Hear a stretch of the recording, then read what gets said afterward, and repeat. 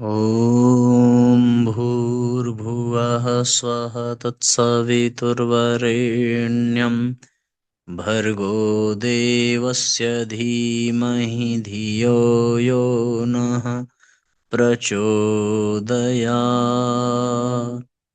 ॐ योगपूर्णं तपोनिष्ठं वेदमूर्तिं यशस्विनं गौरवर्णं गुरुश्रेष्ठं भगवत्या सुशोभितं कारुण्यामृतं सागरं शिष्यभक्तादिसेवितं श्रीरामं सद्गुरुं ध्यायेत्तमाचार्यवरं प्रभुम्।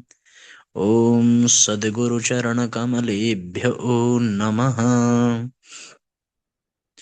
वन्दे भगवतीं देवीं श्रीरामं च जगद्गुरुं पादपद्मे तयोः श्रुत्वा प्रणमामि मुहुर्मुहुः।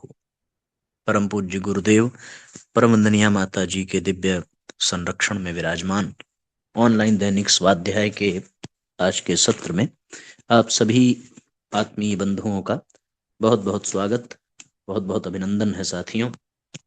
आइए भावपूर्वक आज के सत्र का हम सभी शुभारंभ करते हैं। अखंड ज्योति पत्रिका नवंबर माह की हम सभी पढ़ रहे हैं। आज का पहला अध्याय है ईश्वर मिलन।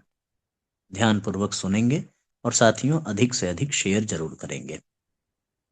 सृष्टि के आरंभ से यह प्रश्न रहा है कि क्या ईश्वर प्राप्य है या वह मात्र कपोल कल्पना ही है। उसके बारे में जितनी धारणाएं हैं वे सभी किसी अज्ञात सत्य की ओर इंगित करती हैं। हमें यह समझना होगा कि इंद्रिय विषय मन का व्यापार कभी हमें उस ईश्वर तक नहीं पहुंचा सकते जो तत्व बुद्धि से परे हो। भला वह मानसिक तिकड़म में कैसे फंसेगा। यहीं पर सारे मत धराशायी दिखाई पड़ते हैं तथा जिसने उच्चतर बोध को विकसित कर दिया तथा आसक्ति बंधन त्याग डाले वही इस भूमिका का अधिकारी बनता है। ईश्वर मिलन एक दैवी सौभाग्य है। इसके लिए हमें पात्र होना पड़ता है। वह अमृत है, उसकी किसी से तुलना संभव नहीं। फिर भी यदि भ्रम में रहा जाए तथा संसार के माया मोह को पकड़कर जीवन गुजारा जाए तो यह महान त्रासदी उत्पन्न करेगा। ऐसे बने कि दैवी सत्ता हम पर स्वतः अनुग्रह कर सके। इससे बढ़कर कुछ नहीं हो सकता कि मनुष्य परम तेजस्वी को प्राप्त करे। वर्तमान में तो वह संसार के राग रंग खोजते हुए इसी दुविधा में तल्लीन है, परंतु ईश्वर मिलन के बाद कोई भी भाव अंतस की पवित्रता, समग्रता एवं महानता को डिगा नहीं पाता। तब उसे यह सतत अनुभव होता है कि वह अदृश्य सत्ता कठपुतली के सदृश उसे नचा रही है। वह अनुभव कर पाता है कि जिस कार्य हेतु उसने आवाहन किया है वह पूरा होगा ही। यही दैवी अभियान है। हम सबको उसकी पुकार सुननी चाहिए। जब वह दिव्यता ही भीतर से संचालित करने लगेगी तब तभी आत्मा का प्रकाश विस्तृत होकर व्यक्तित्व की क्षुद्रता मिटाएगा। इसी में शांति है तथा उज्जवल भविष्य के स्वप्न की पूर्ति भी। यह बात निर्विवाद रूप से मान ली जाए कि जिसे ग्रंथों संतों की वाणियों एवं उपासना प्रकरणों में पाते हैं उसमें समा जाना हमारा अधिकार है। दूरी हानि का कारण बनेगी तथा मल विक्षेप बढ़ेंगे। सजग होते हुए अपनी दिशा तय हो जाती है। यही उत्कर्ष का आधार है। साथियों, हमारा जन्म ही ईश्वर मिलन के लिए हुआ है और उसे मन बुद्धि अथवा इंद्रियों के द्वारा नहीं पाया जा सकता। उसे स्वयं को सुपात्र बनाकर ही पाया जा सकता है। स्वयं को सुपात्र बनाने के लिए ही हमें अपने भीतर ईश्वर मिलन के सौभाग्य को जागृत करना होगा। उसकी प्रबल इच्छा को अपने भीतर जागृत करना होगा। हमारी अंतरात्मा में उसका प्रकाश प्रकट हो जाए इसी में जीवन की सार्थकता है।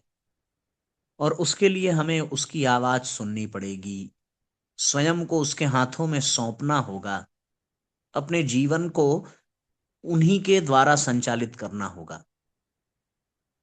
तो फिर निस्संदेह वह घटित हो जाएगा, जिसे ग्रंथों और संतों की वाणियों में सुना जाता है, समझा जाता है। अब एक छोटी सी कहानी। गायत्री सद्बुद्धि की देवी है। इसकी उपासना करने से मनुष्य में दैवी संपदाओं की वृद्धि और आसुरी तत्वों का नाश होने लगता है। बुरे विचारों का शमन और अच्छे विचारों का उदय करना इसका मुख्य कार्य है। जो व्यक्ति अपने मन मंदिर में गायत्री माता की स्थापना कर लेता है, वह पतित मार्ग की ओर ले जाने वाले साधनों से घृणा करने लगता है और नैतिकता, श्रेष्ठता, सदाचार व संयम की ओर बढ़ता जाता है। इसलिए जिनको मन से अश्लीलता के विष को धोना हो, उनको परम पुनीत और श्रेष्ठ गायत्री साधना में लग जाना चाहिए। गायत्री साथियों सद्बुद्धि की देवी है गायत्री माता। इनकी उपासना से मनुष्य दैवी संपदाओं से बढ़ जाता है, भर जाता है। बुरे विचार मिट जाते हैं, अच्छे विचारों का उदय हो जाता है। मन मंदिर में गायत्री माता की स्थापना करके वह पतित मार्ग से हट करके श्रेष्ठ मार्ग पर चल पड़ता है। तो जिसे अपने मन की अश्लीलता के विष को धोना है, उनको परम पुनीत और श्रेष्ठ गायत्री साधना में लग जाना चाहिए। अब दूसरा अध्याय है, सकाम भक्ति भी मूल्यवान है। श्रीमद् भगवद गीता में श्री कृष्ण ने भक्तों के 3 प्रकार बताए हैं।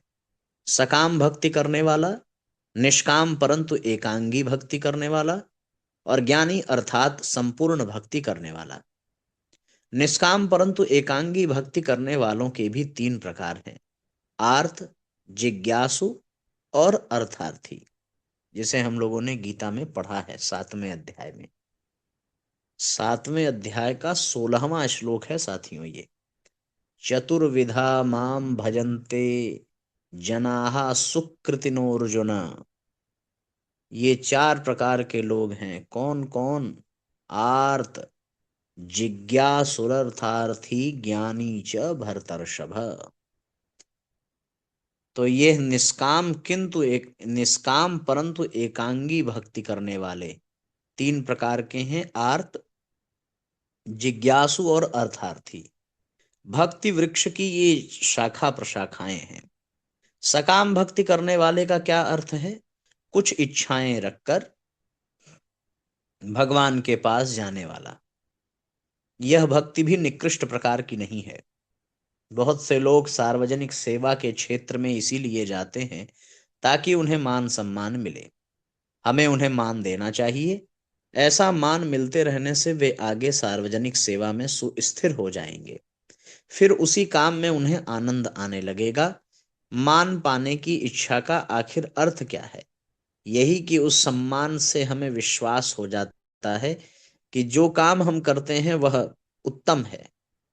सेवा अच्छी है या बुरी, यह जानने के लिए जिसके पास कोई आंतरिक साधन नहीं है, वह इस बाह्य साधन का सहारा लेता है। यहां साथियों समझिएगा कि उसी काम में उन्हें आनंद लगेगा और मान पाने की इच्छा का आखिर अर्थ क्या है? यही अर्थ है कि उस सम्मान से हमें विश्वास हो जाता है कि हम जो कर रहे हैं वह उत्तम है। सेवा अच्छी है या बुरी है, यह जानने के लिए जिसके पास कोई आंतरिक साधन नहीं है, वह उस बाह्य साधन का सहारा लेता है। जब लोग प्रशंसा करते हैं तो वो जान लेता है कि हमारी सेवा अच्छी हो रही है, हम सही मार्ग पर चल रहे हैं, हम आगे बढ़ रहे हैं, आदि आदि बातें उसको जो है हम लोग समझ लेते हैं। तो ये बहुत सुंदर क्रम रहेगा। जब माँ बच्चे को शाबाशी देती है तो वो चाहता है कि माँ का और भी काम करूं। यही बात सकाम भक्त की है। सकाम भक्त सीधा परमेश्वर के पास जाकर कहता है, दो, परमेश्वर से मांगना कोई मामूली बात नहीं है, वह भी मूल्यवान है। एक कथा आती है, ज्ञानदेव ने नामदेव से पूछा, तीर्थ यात्रा के लिए चलोगे? तो नामदेव ने कहा, यात्रा किस लिए? ज्ञानदेव ने जवाब दिया, साधु संतों का समागम होगा। नामदेव ने कहा, भगवान से पूछ कर आता हूं। नामदेव मंदिर में जाकर भगवान के सामने खड़े हो गए। उनकी आंखों से आंसू बहने लगे। रोते रोते उन्होंने पूछा, प्रभु क्या मैं जाऊं? ज्ञानदेव पास ही थे। इस पुकार को क्या हम गलत कहेंगे? परमेश्वर के पास जाकर रोने वाला भक्त सकाम भले ही हो पर असाधारण है। परमेश्वर के पास जाकर रोने वाला भक्त सकाम भले ही हो पर असाधारण है। अब यह उसका अज्ञान समझना चाहिए कि जो वस्तु सचमुच मांगने योग्य है उसे वह नहीं मांगता, परंतु इसलिए उसकी सकाम भक्ति त्याज्य नहीं मानी जा सकती। मेरा भक्त सकाम हो तो भी उसकी भक्ति मैं दृढ़ करूंगा, उसके मन में उलझन नहीं होने दूंगा। यदि वह मुझसे सच्चे हृदय से प्रार्थना करेगा कि मेरा रोग दूर कर दो, तो मैं उसके आरोग्य की भावना को पुष्ट करूंगा। किसी भी निमित्त से वह मेरे पास आएगा तो मैं उसकी पीठ पर हाथ फेर कर उसको प्रेम ही करूंगा। ध्रुव पिता की गोद में नहीं बैठ पाए तो उसकी मां ने कहा, ईश्वर से स्थान मांग। वे उपासना में जुट गए। भगवान ने उन्हें अचल स्थान दे दिया। मैं मन निष्काम न हो तो भी क्या, महत्व की बात तो यह है कि मनुष्य मांगता किससे है। दुनिया के सामने हाथ न पसार कर ईश्वर से मांगने की वृत्ति भी बड़े महत्व की है। निमित्त कुछ भी हो, एक बार हम भक्ति मंदिर में जाएं तो सही। पहले यदि कामना लेकर भी जाएंगे तो भी आगे चलकर निष्काम ही हो जाएंगे। भक्ति मंदिर में एक बार प्रवेश कर लेने से वहां की सामर्थ्य स्वतः मालूम हो जाएगी। स्वर्ग जाते हुए धर्मराज के साथ अंत में एक कुत्ता ही रह गया। भीम अर्जुन सब रास्ते में छूट गए। स्वर्ग द्वार के पास धर्मराज से कहा गया, तुम आ सकते हो, परंतु कुत्ते की मनाही है। धर्मराज ने कहा, अगर मेरा कुत्ता नहीं आ सकता तो मैं भी नहीं आऊंगा। अनन्य सेवा करने वाला कुत्ता भी मैं करने वाले इंसानों से तो श्रेष्ठ ही है। वह कुत्ता भीम अर्जुन से भी श्रेष्ठ साबित हुआ। भगवान का स्मरण करने वाला हर जीव विश्व वंद्य हो जाता है। एक आदमी ने बड़े पुलकित हृदय से नदी के में रुपए का सिक्का डाला। पास में एक आलोचक बैठे थे। कहने लगे, पहले ही देश कंगाल है और ये लोग व्यर्थ पैसा फेंकते हैं। तभी किसी ने कहा, यदि दूसरे सत्कार्य के लिए उसने पैसे दिए होते तो वह दान और भी अच्छा होता। किंतु उस मनुष्य ने तो उस भावना से प्रेरित होकर वह त्याग किया है कि इस नदी के रूप में ईश्वर की करुणा ही बह रही है। इस भावना के लिए हमारे अर्थशास्त्र में कोई स्थान है क्या? देश की एक नदी को देखकर उसका अंतःकरण द्रवित हो उठा।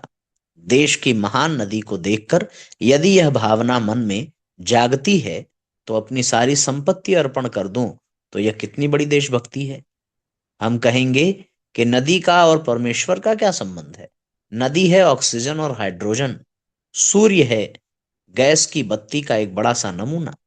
उसे नमस्कार क्यों करें? पर सत्य ये है कि सूर्य और नदी में भी यदि परमेश्वर का अनुभव न होगा तो फिर कहां होगा? अंग्रेज कवि वर्ड्सवर्थ बड़े दुख से कहता था, पहले जब हम इंद्रधनुष देखते थे तो नाच उठते थे, हृदय हिलोरें मारने लगता था, पर आज हम क्यों नहीं नाच उठते? पहले की जीवन माधुरी खोकर कहीं हम पत्थर तो नहीं बन गए। आशय है कि सकाम भक्ति अथवा मनुष्य की भावना का भी बड़ा महत्व है। इस भावना से महान सामर्थ्य पैदा होती है। भक्ति एक अपूर्व साधना है।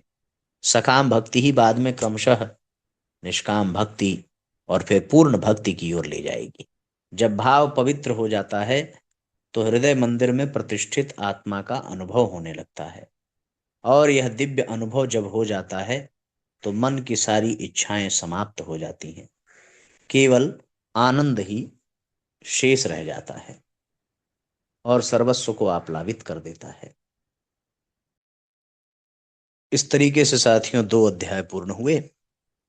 अब हम लोग तीसरे अध्याय की ओर चलें तो हम लोगों को चाहे निष्काम हो चाहे सकाम हो, इस मार्ग पर कदम तो बढ़ाना ही चाहिए।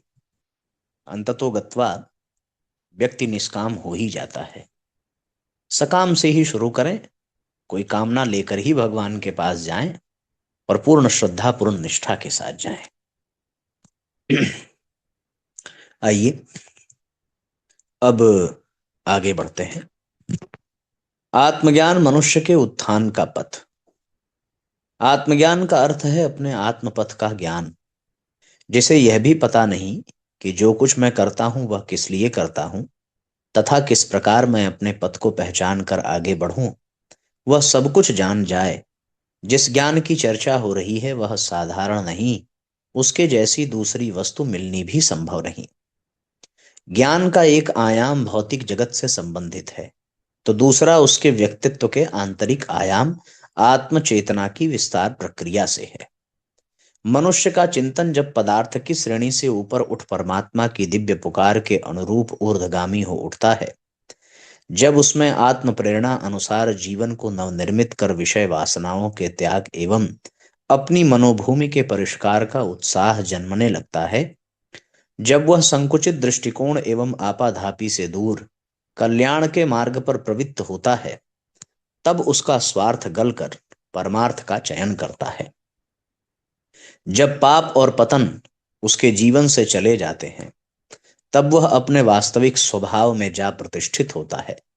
यही आत्मज्ञान रूपी औषधि उसे हर बुराई से बचाती है एवं फिर उसका जीवन विषय वासनाओं की आग से बचता हुआ आत्मावलोकन की दिशा में बढ़ चलता है। आत्मज्ञानी को किसी बात की चिंता नहीं होती, क्योंकि उसका चिंतन दिव्य ज्ञान से तले परिष्कृत होता जाता है। जिसने अपने अंतस के परिष्कार की प्रक्रिया को जान लिया, जिसके भीतर आत्म ज्योति का दिव्य निर्झर लहरा उठा, जो पदार्थ की गुलामी को त्याग कर ईश्वर की दिव्य संतान कहलाने के योग्य बना, उसी व्यक्ति को इस श्रेय के पथ पर बढ़ने का एवं जीवन में सच्ची शांति को प्राप्त कर पाने का अवसर प्राप्त होता है। जिसे आत्मा का बोध है, उसे जीवन में आगे बढ़ने एवं लक्ष्य प्राप्त करने से कोई नहीं रोक सकता। आत्मा वह दिव्य ज्योति है जो किसी के कहे बिना भी स्पष्ट रूप से अपना मंतव्य जानती है। उसे विभ्रमित नहीं किया जा सकता तथा उसके द्वारा मानव से महामानव बनने की यात्रा सदा गतिशील रहती है। मनुष्य जीवन का यही सच्चा सौभाग्य है कि उसे आत्मा का बोध कराया जाए और फिर शांति एवं वैभव की खोज में बाहर भटकने की अपेक्षा आंतरिक अनुसंधान पर ध्यान दिया जाए। जीवन की इस सबसे बड़ी संपदा को मनुष्य पहचाने और तदनुसार कर्तव्य का निर्धारण करे, तो उसके जीवन में कोई भी कठिनाई एवं अवांछनीयता शेष नहीं रह जाते। वहां पर किसी भी एवं कुत्सित वृत्तियों का प्रभाव शेष नहीं रहता एवं मनुष्य का चिंतन महानता का अनुगामी बनकर स्वतः ही इस मनुष्य के विकास का पथ प्रशस्त कर देता है। हमें अपनी आत्मा से प्रार्थना करनी चाहिए कि वह सदैव हमें कल्याण के पथ पर निर्भीकता पूर्वक एवं दिव्यता के संसर्ग में उठाती चले तथा मानव जीवन रूपी यह अमूल्य उपहार यों ही व्यर्थ न जाकर प्रकृति प्रदत्त संपदाओं एवं मानवीय उत्कृष्टताओं से भरा रहे एवं इसके द्वारा हम निरंतर आत्मिक उत्सर्ग को प्राप्त हो सकें। तो साथियों, ये आत्मज्ञान के जागरण की बात एक अध्याय में सकाम भक्ति भी श्रेष्ठ है और एक अध्याय ईश्वर मिलन का। तीनों अध्याय अपने आप में अपूर्व हैं, अद्भुत हैं और तीनों एक ही ओर इशारा कर रहे हैं कि हम अपनी पात्रता को विकसित करें। भले ही हमें सकाम भक्ति से यात्रा शुरू करनी पड़े, पर हम ये अपनी यात्रा को आगे बढ़ाएं। सकाम भक्ति के पथ पर चलते हुए भी हम आत्मज्ञान को प्राप्त कर ईश्वर मिलन के लक्ष्य को पूर्ण कर सकें। तीनों अध्याय का सामंजस्य बड़ा सुंदर है। अब आइए आज के सत्र को यहीं पर विश्राम देंगे। गायत्री मंत्र हमारे साथ साथ। ओम भूर्भुवः स्वः तत्सवितुर्वरेण्यं भर्गो देवस्य धीमहि धियो यो नः प्रचोदयात्। सभी आत्मीय बंधुओं को बहुत बहुत धन्यवाद, बहुत बहुत मंगल कामना। आप सब लोग साथियों नियमित जुड़ते रहिए और अधिक से अधिक शेयर जरूर करते रहिए। सबका मंगल होगा। जय राम जी की शुभ रात्रि।